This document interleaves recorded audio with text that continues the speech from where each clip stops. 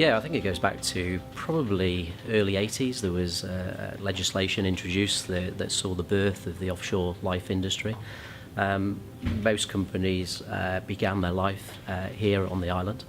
For a long time, the island enjoyed the biggest number of life companies. So a number of us now are probably in business over 30 years on the island. We ourselves, Canada Life International, we employ 180 people directly. 150 of those live on the Isle of Man, 30 of those are in Dublin, and then we have a sales and marketing team in the UK which equates to about another 70 people. So the Isle of Man is very much the heart of Canada Life International.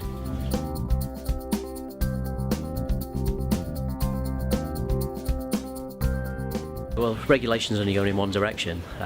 It's not easing. It's on the increase globally, and I think the Isle of Man regulator especially needs to keep at the forefront of international developments, and it is doing.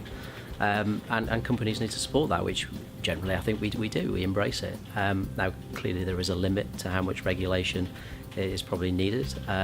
Some would argue maybe regulation is getting a little bit heavy, because regulatory change comes from many different angles, and I think what we find as a business is that it doesn't necessarily always come from our primary regulator here on the island.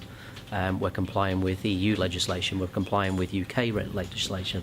As being part of a Canadian group, we indirectly have to comply with the Canadian regulator, and I think that would apply probably to pretty much every company that's regulated here on the Isle of Man. There will be other demands on their resources to comply with international regulation. How do you stay abreast of things like that? And specifically within the Isle of Man, how do you feel about the conduct of business rule changes that are occurring? Yeah, so to answer the first question, how do we keep abreast of that? We enjoy a very, very good relationship with the regulator. I think that's always been a very strong point of the Isle of Man and the selling point of the island. The regulator is there primarily to regulate, but also what the regulator does extremely well on the island is to work with businesses in order to grow and develop the sector as well. And that I think is quite unique nowadays in a regulatory environment.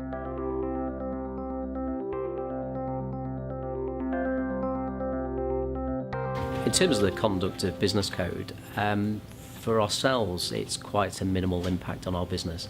I think if we were like some of the other companies that are maybe doing business in overseas jurisdictions, then the impact would be far greater.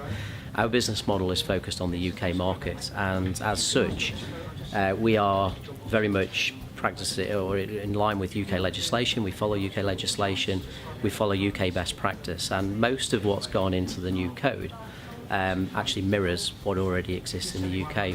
So for ourselves, actually, it's a very minimal impact on our business.